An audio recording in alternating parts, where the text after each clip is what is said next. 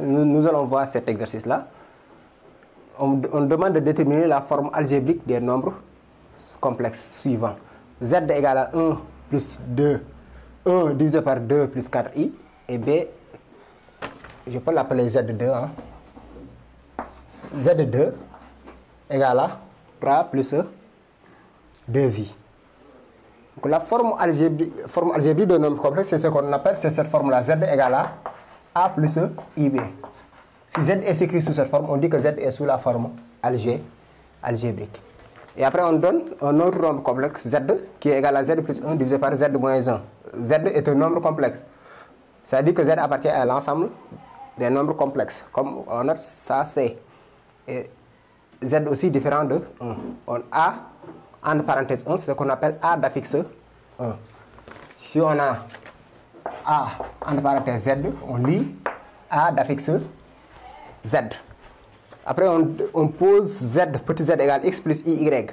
Et grand Z égale à grand x plus i, grand y. Et on nous demande d'exprimer x et y en fonction de grand x et grand y en fonction de petit x et petit y. Et pour le B, on demande de déterminer l'ensemble. Qu'est-ce que j'ai écrit moi?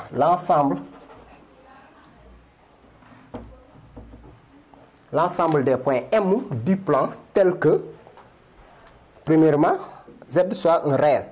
C'est-à-dire que Z soit un réel, c'est-à-dire que la partie imaginaire de grand Z est nulle. Deuxième point, Z soit un imaginaire pur, c'est-à-dire que la partie réelle de Z est nulle. Z égale à, dans ce cas, I, Y. C'est cet exercice-là que nous allons corriger. Donc nous allons corriger l'exercice. On demande la forme algébrique des nombres complexes. On a Z1 égale à 1 plus sur 2 plus 4i. Pour trouver la forme algébrique du nombre complexe, qui est de la forme Z1 sur Z2, il faut tout simplement multiplier par le conjugué du dénominateur, en haut et en bas. Ici, on multiplie par le conjugué du dénominateur, en haut et en bas. Dans ce cas, donc, Z1 égale à quoi? Égale à 2, le conjugué c'est moins 4i. C'est Z bar sur 2 plus 4i. Là, comme si on a 1 multiplié par. Donc 1 fois A, c'est toujours égal à A. Multiplié par 2 moins 4i, qui est égal à 2 moins 4i. Là, si vous voulez, c'est A moins B facteur A plus B, qui est égal à A carré plus B carré. Donc c'est 2 au carré plus moins 4i au carré. Et si Z est un nombre complexe, si Z s'écrit sous la forme Z égale à A plus IB, Z est un nombre complexe, c'est-à-dire tout simplement que Z I au carré égale à moins 1. I au carré est égal à moins 1. Et dans ce cas, on a 2 moins 4i. 2 au carré, c'est 4. Plus 16i, moins 16i au carré, qui est égal à 2 moins 4i sur 4. Là, c'est au carré. On a dit que i au carré égale à moins 1. Donc, i au carré égale à moins 1. Moins fois moins, ça donne plus 16i. Donc, égal à 2 moins 4i sur 20. Et là, si on veut, on peut simplifier par 2. Z1 égale à 1 moins 1 sur 10, si on simplifie 1 sur 10, moins i, ou moins 1 cinquième de i. Donc, la forme algébrique, maintenant on a la forme Z égale à A plus IB. C'est ça qui est égal à B et c'est ça qui est égal à A. Et de la même manière, maintenant pour écrire aussi la forme algébrique de Z2, on multiplie le conjugué du dénominateur en haut et en bas. Donc c'est 3 plus 2i multiplié par 1 plus 5i divisé par 1 moins 5i facteur de 1 plus 5i. 1 plus 5i est le conjugué de 1 moins 5i. On fait le calcul. 3. 3 fois 1, 3 fois 5, 15i. 15i plus 2 fois 1 plus 2i plus 2 fois 5, 10. I, 2i, c'est 10i au carré. Et on a dit que i au carré égale à moins 1. Donc c'est moins 10. Divisé par 1 plus 5 au... ou bien 1 plus 25. Donc c'est a au carré moins b au carré. Il faut tenir compte que i au carré égale à moins 1. Égale à moins 7. 3 moins 10 c'est moins 7. Et 15i plus 2i, 17i. Divisé par 26. Et dans ce cas, on a Z2 aussi égal à moins 7 sur 26e plus 17 sur 26e de I. Toujours A égale à moins 7 26e et B égale à 17 26e de... voilà, B égale à 17 26e. Pour cette deuxième question, on demande d'exprimer grand X et grand Y en fonction de petit x et petit y. Z, c'est Z égale à x plus y. Et grand Z égale à grand x plus y. Là, on avait grand Z égale à quoi aussi? On a Z plus 1 sur Z moins 1. C'est égal à x plus y plus 1. Là, on remplace Z par son expression en haut et en bas. Et maintenant, il faut, comme on l'a dit, comme on l'a fait dans la première question, aussi on multiplie par le conjugué du dénominateur en haut et en bas. Donc là, il faut séparer d'abord. On a x plus 1 plus y. C'est ça la partie réelle de grand Z et c'est ça la partie imaginaire. Divisé par encore x plus 1, x moins 1 du moins, plus y. Et donc, dans ce cas, c'est ça la partie réelle et c'est ça la partie imaginaire du numérateur. C'est ça la partie réelle et partie imaginaire du dénominateur. Et on multiplie par l'expression conjuguée du dénominateur égale à, on peut dire que c'est x plus 1 plus y facteur de l'expression conjuguée, c'est x plus x moins 1 aussi moins y divisé par x moins 1 plus y si vous voulez et facteur de x moins 1 moins y.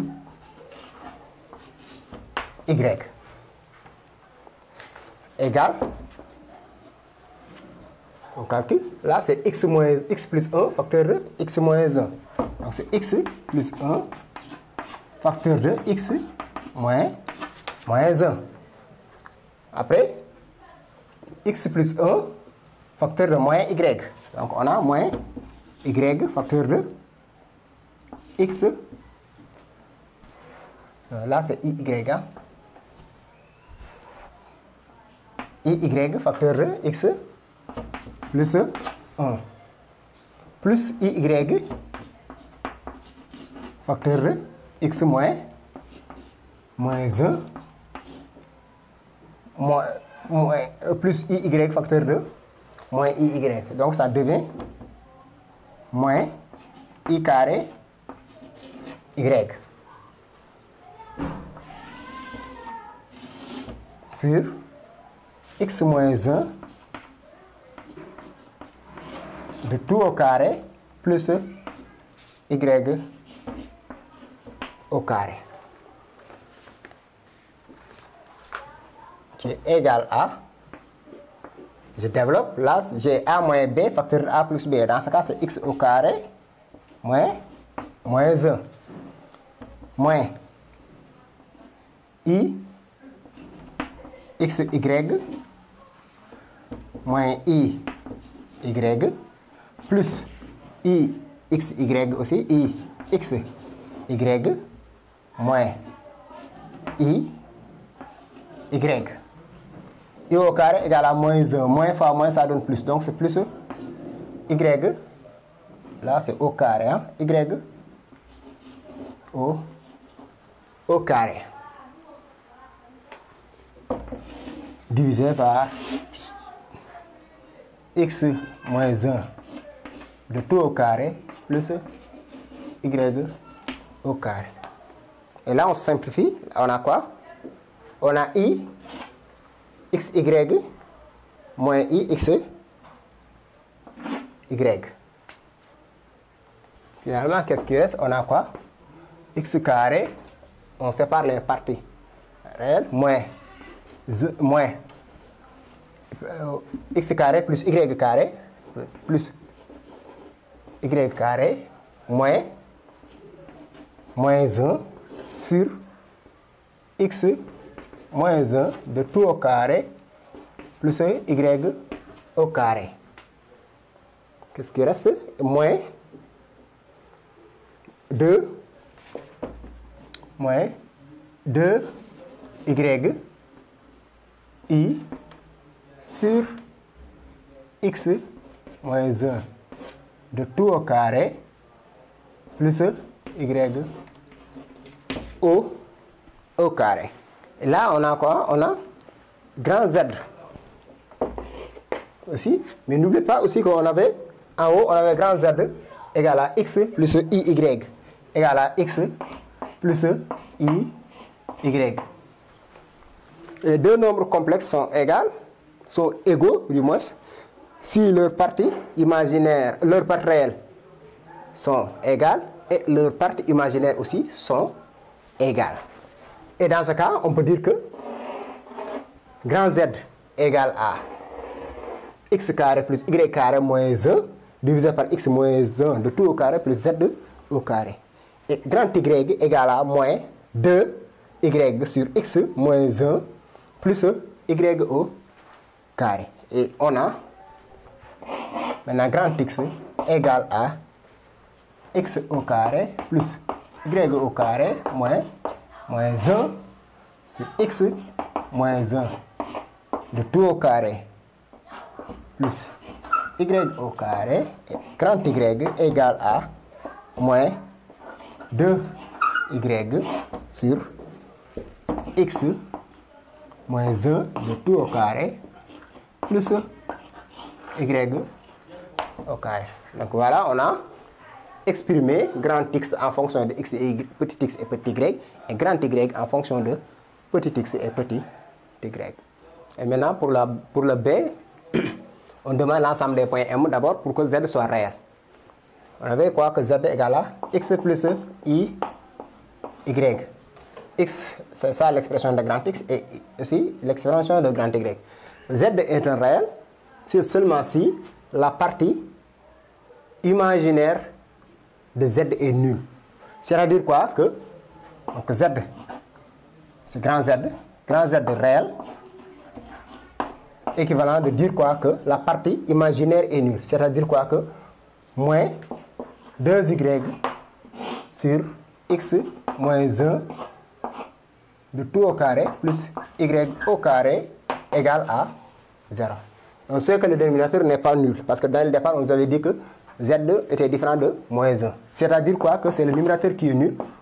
Moins 2 y égale à 0. Ce qui veut dire tout simplement que y égale à 0. Y égale à 0 quand on a la représentation graphique. Y égale à 0, c'est la droite, c'est l'axe des abscisses. Pour chaque point qui est ici, son ordonnée est nul. Et maintenant, on dit que l'ensemble des points M pour que Z soit réel est l'axe des abscisses. L'ensemble des points M, l'ensemble des points M pour que grand Z soit réel et l'axe des abscisses. L'axe des abscisses. Et maintenant, on nous demande l'ensemble des points M tels que Z soit imaginaire pur. Et Z est imaginaire pur si tout seulement si la partie réelle de Z est nulle. C'est-à-dire que R, comme on l'a dit, R de grand Z égale à 0. Et R de grand Z, c'est grand X qui est égal à X carré plus Y moins 1. C'est-à-dire quoi que X au carré plus Y au carré moins 1 sur X moins 1 de tout au carré plus Y au carré égale à 0. Et ça veut dire tout simplement que c'est le numérateur qui est nul. Ce qui implique quoi? Que X au carré plus Y au carré moins 1 égale à 0. Et ça, c'est l'équation d'un cercle de centre O. Donc l'ensemble des points M est le cercle de centre O et de rayon 1.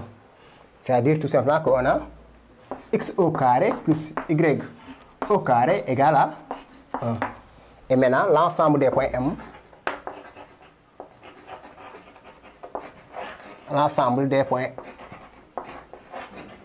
M est le cercle de centre O et de rayon 1. Et le cercle de centre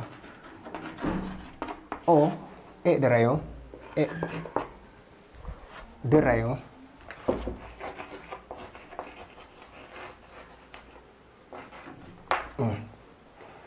Merci d'avoir visualisé cette vidéo et n'oubliez pas de vous abonner. On se donne rendez-vous à la prochaine fois.